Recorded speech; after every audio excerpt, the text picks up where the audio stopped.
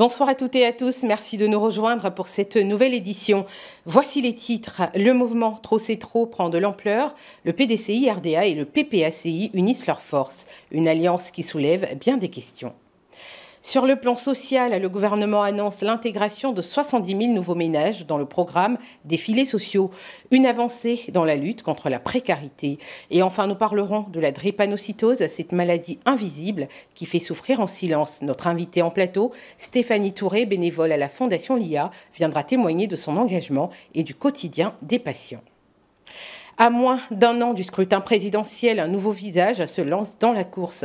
Souleymane Bari, candidat indépendant, entend bousculer les lignes traditionnelles du paysage politique ivoirien. Il nous explique ses motivations. Je suis candidat pour améliorer les conditions de vie des Ivoiriens. Pour que chaque Ivoirien, quand il se lève le matin, il sache qu'il peut travailler, il sache qu'il peut manger, il sache qu'il peut se soigner, il sache que les enfants peuvent aller à l'école. Voilà en gros mon objectif. Il faut qu'on finisse avec ces partis politiques-là. Ces partis politiques-là, ils ne travaillent que pour les fonctionnaires, que pour les partis politiques. Vous voyez bien que c'est les fonctionnaires qu'on doit aide au logement. C'est les fonctionnaires qu'on doit aide à l'éducation des enfants. Moi, je finis avec ça. Il faut que tous les Ivoiriens puissent bénéficier des fruits de la Côte d'Ivoire. Tous les Ivoiriens ont des enfants. Les enfants sont Ivoiriens. Soit on donne à tous les Ivoiriens, soit on donne par rapport aux ressources, et non par rapport à la fonction. Parce qu'un enseigne qui touche 500 000, il donne 7 500 francs pour son enfant, ça va payer une pizza. Mais une femme qui va au marché, ou bien qui va dans la brousse là-bas, 7 500, c'est pas la même chose. Il faut qu'on ait ce système-là, il faut qu'on mette en place ce qu'on appelle des allocations familiales, pour que tout le monde puisse bénéficier, que ce soit au niveau du logement, que ce soit au niveau des aides aux enfants. Voilà un peu ma chose. Voilà. Souleymane Bari était au micro de Karidja Fani. Un candidat indépendant d'un côté, une opposition qui se réorganise de l'autre, cap maintenant sur un front politique en pleine ébullition. Le PDCI-RDA et le PPACI annoncent un front commun dans le cadre du mouvement Trop c'est trop, une alliance qui veut marquer un tournant dans le rapport de force avec le pouvoir en place. Écoutons Laurent Gbagbo, président du PPACI, et Tidjane Thiam, président du PDCI-RDA. Tant qu'on soit réunis aujourd'hui pour une double cérémonie, on a fait l'accord avec le PDCI, entre le PDCI et le PPACI, ce qui est une bonne chose. Parce que sur les points communs, 65 ans après notre indépendance, cette année 2025 aurait dû être celle de la célébration d'une nation mature et libre, une véritable fête de la démocratie. Au lieu de cela, que vivons-nous?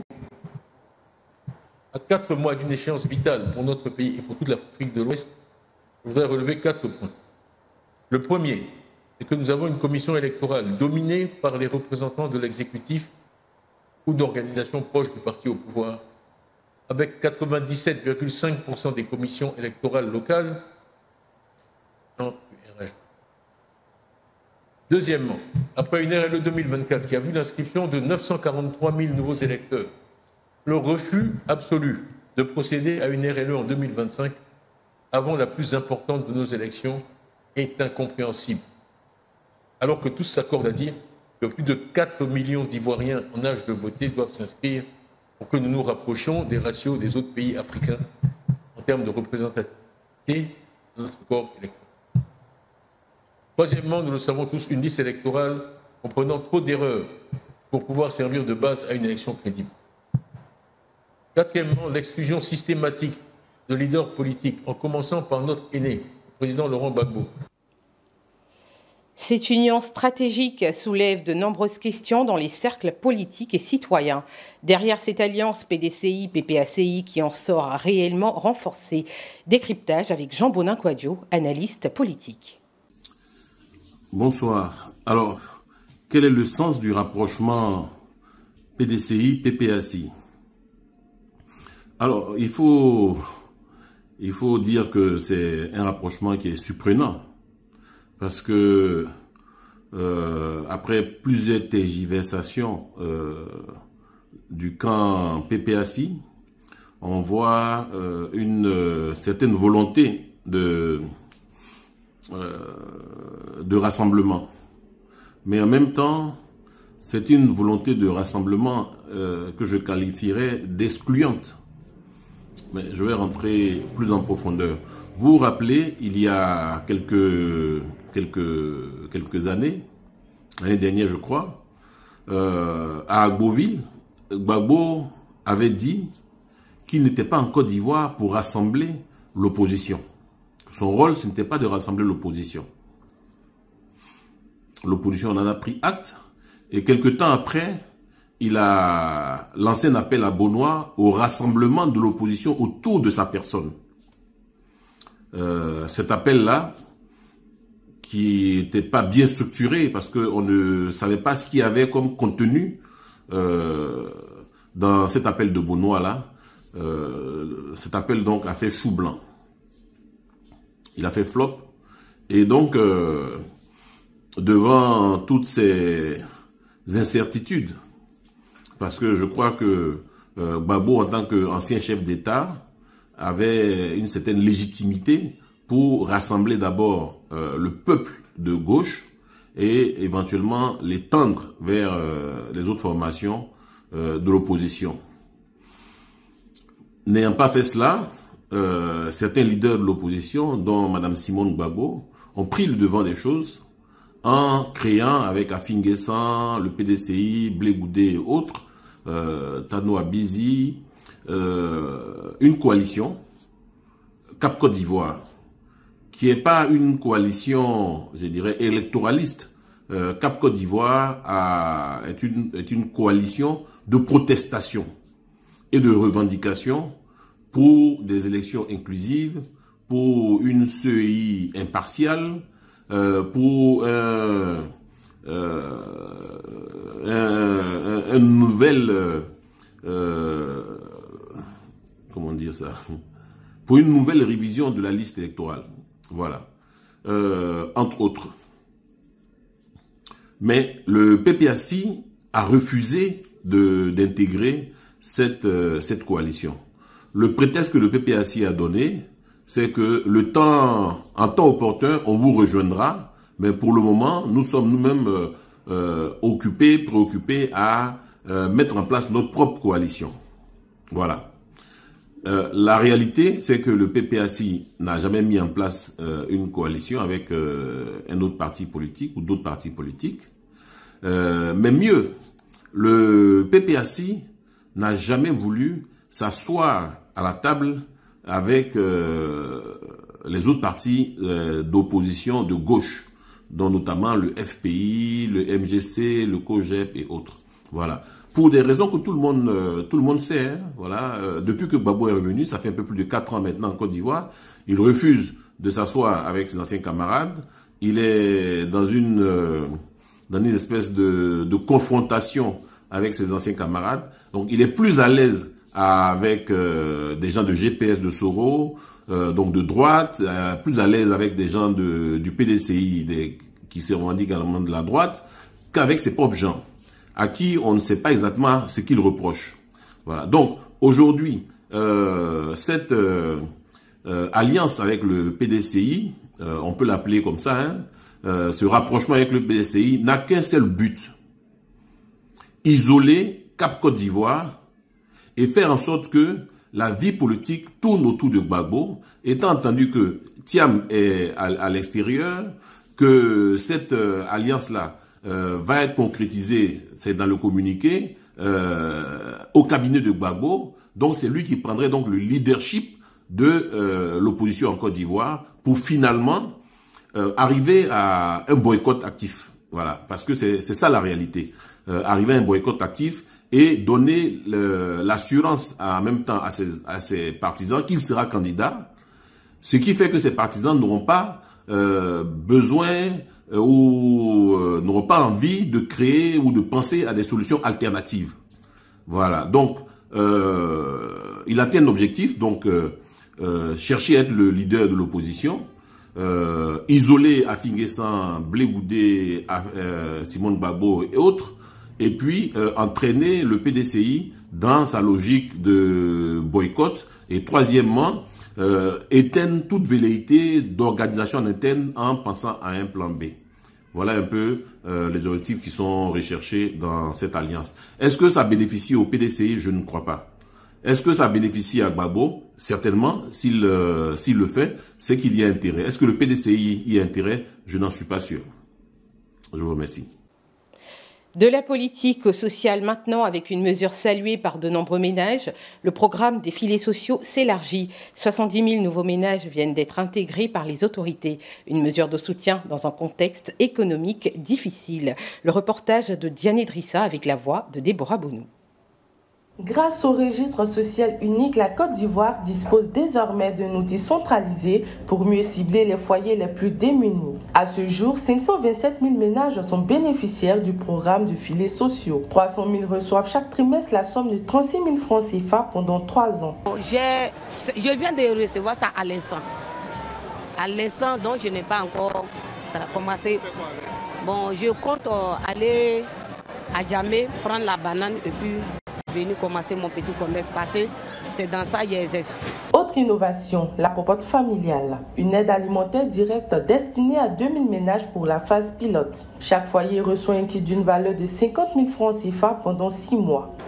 La Côte d'Ivoire solidaire, notre Côte d'Ivoire solidaire, c'est un combat permanent contre la pauvreté. Restons donc toutes et tous engagés et déterminés à faire en sorte que les messages sur l'existence du RSU parviennent à tout le monde et pour que cette base d'information soit au service de tous. Une vision sociale incarnée au plus haut sommet de l'État. Présent à la cérémonie, le Premier ministre a réaffirmé l'objectif du gouvernement, ramener l'État aux côtés des ménages vulnérables.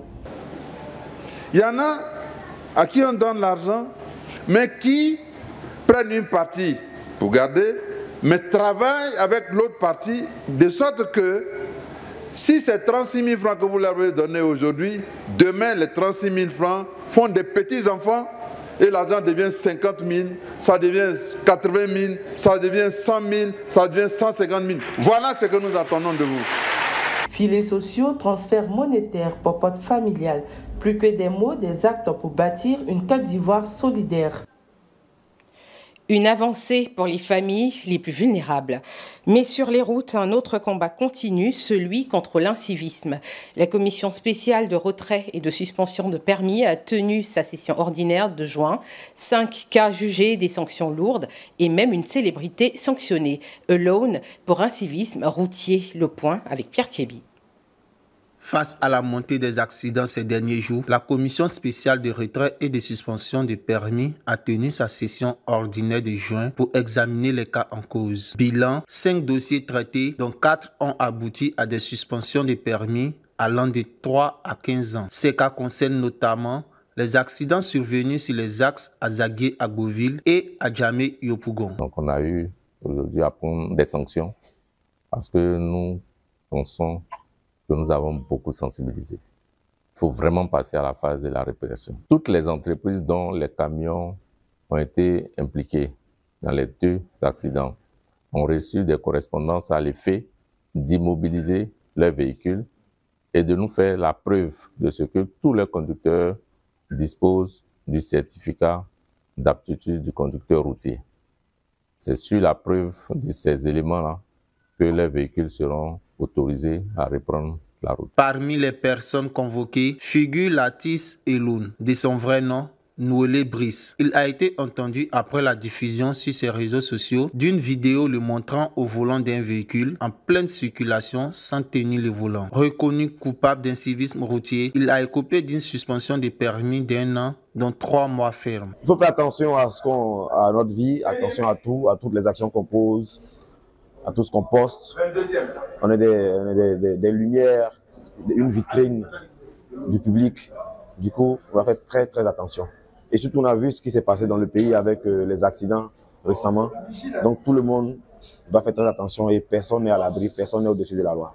En Côte d'Ivoire, le permis de conduire peut être retiré dans plusieurs cas, principalement liés à des infractions au code de la route et à des problèmes de santé. Et pour clore cette édition, un sujet santé grave, sensible, mais encore trop méconnu. La drépanocytose, une maladie génétique qui touche des milliers de personnes en Côte d'Ivoire, reste mal comprise. Douleurs chroniques, hospitalisations répétées, stigmatisation, les patients vivent un véritable calvaire. Un reportage à Dermine Taïdi avec la voix de Daniel Kojo. Ouedé Cyril, 21 ans, social media manager, est atteinte de drépanocytose de type AS. Engagée dans la sensibilisation, elle milite à travers une ONG pour soutenir les personnes drépanocytaires. Les personnes AS, nous ne faisons pas de crise parce que nous sommes porteurs sains. Mais il arrive souvent qu'il y a des périodes comme cette période qui est la période pluvieuse. Je ressens des énormes douleurs au niveau de mes membres qui sont très souvent exprimées comme du rhumatisme. Donc, ce qui me pousse à prendre des médicaments. Et quand aussi je suis dans une période d'anémie, il arrive que je me sente plutôt très mal et que je ressens des douleurs. Je crains aussi de ne pas tomber sur le bon partenaire et de faire le mauvais choix pour entraîner mes enfants à devenir des porteurs. À ses côtés, sa sœur raconte les souffrances quotidiennes que traverse Sibylle lorsqu'elle pique des crises. Lorsqu'il y avait les fortes pluies, j'ai remarqué qu'elle n'arrivait pas à parler, même au téléphone. Après, ça a persisté sur peut-être une semaine comme ça. Elle ne sortait pas de la maison. Donc c'est comme ça que ces crises se passent. Aujourd'hui, Sibylle continue de se battre, menant des actions de sensibilisation pour aider d'autres personnes atteintes de drépanocytose. À lutter contre la maladie, c'est ce qui me pousse à dire aux gens qu'on peut vivre avec la drépanocytose parce que je connais des personnes qui vivent avec cette maladie-là malgré leur statut plus élevé que moi.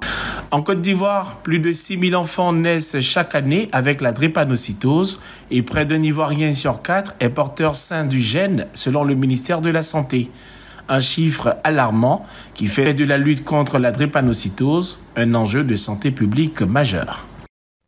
Stéphanie Touré nous a rejoint. Stéphanie Touré-Jenny nous a rejoint sur ce plateau. Elle accompagne depuis plusieurs années des enfants drépanocytaires. Elle nous parlera de son engagement et des réalités que vivent les malades au quotidien. Bonsoir Stéphanie. Bonsoir. Bienvenue sur ce plateau. Merci pour l'invitation. Alors, pour commencer, est-ce que vous pouvez nous dire ce qui vous a personnellement poussé à vous engager auprès des enfants de la Fondation LIA ? Alors déjà d'une, j'aimerais dire que je suis moi-même drépanocytaire, d'où le fait que je me suis engagée auprès d'eux. Et surtout leur dire de ne pas laisser tomber parce que je suis âgée de 41 ans bientôt au mois d'août et que j'ai réussi à faire 4 enfants. Donc il y a de l'espoir dans cette prise en charge si elle est vraiment bien faite. Alors, et comment se traduit votre accompagnement au quotidien ? Alors il faut bien s'hydrater. C'est très important. Par exemple, quand il y a des fortes chaleurs, ne pas avoir froid. Il ne faut pas que la clim soit trop forte. Donc, c'est les extrêmes. Il faut éviter les vêtements trop serrés ou les activités sportives trop intenses. Il faut avoir une hygiène de vie irréprochable. Parfois, dans certains villages, c'est absolument pas possible. Donc, vraiment, il faut prendre soin de soi. C'est important d'écouter son corps surtout. Et vous êtes en contact direct avec les malades régulièrement. Quelles sont les principales difficultés qu'ils rencontrent au quotidien ? Alors déjà, c'est la prise en charge, l'accès aux médicaments. C'est très difficile, surtout pour les personnes qui sont éloignées des villes. Donc, nous, ce qu'on fait, c'est surtout de la sensibilisation et on leur apporte parfois, grâce aux dons, des médicaments, comment prendre soin d'eux, des produits d'hygiène. On essaye de les aider au mieux. Et qu'est-ce qui vous marque le plus dans les témoignages ou dans tout ce que vous voyez ? Alors, ici en Afrique, ce qui me choque le plus, c'est que parfois ce sont des enfants de malédiction, des enfants dont les pères, surtout les pères, parce que je vois souvent des femmes seules avec les enfants qui abandonnent totalement leurs enfants parce que l'enfant est malade, il fait beaucoup de crises, ils ne savent pas comment le soulager et que c'est un poids finalement pour la famille parce que cet enfant coûte cher parce qu'il faut le prendre en charge. Donc vraiment, il faut briser toutes ces croyances qui ne servent à rien et qui n'emmènent nulle part. Et c'est une maladie génétique héréditaire qui est transmise par les parents quand les parents ont le gène porteur. Mais les enfants n'ont rien demandé et on ne peut pas les laisser pour compte ou les mettre de côté. Alors, on le disait, la drépanocytose est une maladie méconnue et vous l'avez dit, ils sont stigmatisés. Comment vous pensez qu'on peut mieux briser ce tabou-là ? Je pense qu'on peut mieux briser ce tabou-là déjà en sensibilisant. Ça, c'est une évidence. Sensibiliser la population, interpeller les pouvoirs publics pour qu'ils puissent eux aussi faire des campagnes de sensibilisation et surtout d'information, d'informer les populations que cette maladie existe. Et ce n'est pas parce que cette maladie existe qu'on doit la mettre de côté. Par exemple, tout le monde connaît le cancer. Et pourtant, ça touche beaucoup moins de personnes que la drépanocytose, qui est la maladie génétique au monde qui devance toutes les autres maladies. Alors, du côté des structures de santé, quels sont les manques que vous remarquez le plus? Surtout la banque de sang. Parce que parfois, les malades drépanocytaires, quand la crise est très aiguë, on doit les transfuser, c'est-à-dire on doit leur changer le sang. Et il faut absolument que les personnes puissent se rendre dans ces centres de recueil de sang pour pouvoir soigner ces malades. C'est très, très important. Alors, on parle souvent du rôle essentiel des proches. Et pour vous, qui êtes drépanocytaire, comment les familles vivent cette situation et est-ce qu'elles sont suffisamment accompagnées? Alors, je vais déjà parler pour ma part et ensuite de ce que j'ai vu. Alors, pour ma part, mes parents, alors, effectivement, ils m'ont accompagnée, mais ils étaient quand même très secrets sur ma maladie en disant « elle est malade, elle s'est fait mal au genou, mais elle n'a rien ». C'était encore très difficile pour eux de dire « nous, on a une fille drépanocytaire, on doit faire des va-et-vient à l'hôpital ». Donc, j'ai été très seule pendant mon enfance. Comme je le dis tout le temps, ma maladie, c'est une faiblesse, mais c'est ce qui fait ma force. Et surtout, dans les autres familles, je pense que, comme je vous ai dit, surtout en Afrique, c'est très compliqué parce que les familles sont seules et elles n'ont vraiment pas d'aide des autres membres de la famille. Justement, au-delà des aides de la famille, est-ce qu'on a des aides ou des soutiens publics pour les familles concernées? Oui, on a les associations telles que la Fondation LIA dont je fais partie, où on essaye justement parfois d'aller visiter les familles, de leur donner des produits d'hygiène, des médicaments, de les soutenir au mieux, mais c'est pas assez. Vous vous rendez compte, toute la Côte d'Ivoire et une petite association comme la Fondation LIA, c'est pas évident. Vraiment, il faut que les gens se mobilisent pour pouvoir aider tous ces enfants dont l'âge ne dépasse pas 5 ans quand ils ne sont pas pris en charge. Et justement, quels sont les besoins urgents aujourd'hui de la Fondation LIA? Excusez-moi, le nerf de la guerre, c'est l'argent. Donc oui, il nous faut des dons, il nous faut des sponsors, des gens qui mettent, comme on dit, la main à la poche et qui puissent nous donner tout cet argent pour pouvoir faire de la recherche, trouver, comme je dis, un vaccin, pourquoi pas. Enfin, en tout cas, mettre les moyens financiers pour éradiquer cette maladie. On va terminer sur ça. Quel message souhaitez-vous adresser à nos téléspectateurs, aux auditeurs, mais aussi aux autorités de ce pays, on va dire, qui pourraient vous aider? Alors, le message que j'ai envie de transmettre, c'est que malgré qu'une personne a une maladie, il ne faut pas la stigmatiser, bien au contraire, il faut l'aider. Pour les pouvoirs publics, il faut absolument prévoir une enveloppe au niveau du ministère de la Santé pour cette maladie, parce que, comme je le dis, c'est la maladie génétique la plus répandue au monde et on ne peut pas laisser ces enfants souffrir. Moi, quand je regarde mon parcours, j'ai eu beaucoup de chance. Quand on a dit à mes parents, elle ne va pas dépasser les 5 ans, les 18 ans, les 25 ans, puis finalement, j'en ai 41. Donc, je me dis, c'est une victoire sur la vie. Et je dis surtout aux familles, n'abandonnez pas. Vraiment, n'abandonnez pas. Alors, on va terminer sur ça. On va demander alors à toutes ces familles-là et à tous ces malades de la drépanocytose de ne pas abandonner. Merci beaucoup, Stéphanie Soregeni, d'être passée sur ce plateau. C'est la fin de ce journal. Merci de nous avoir suivis. Retrouvez tous nos sujets en replay sur notre site et sur toutes nos plateformes. Excellente soirée à tous.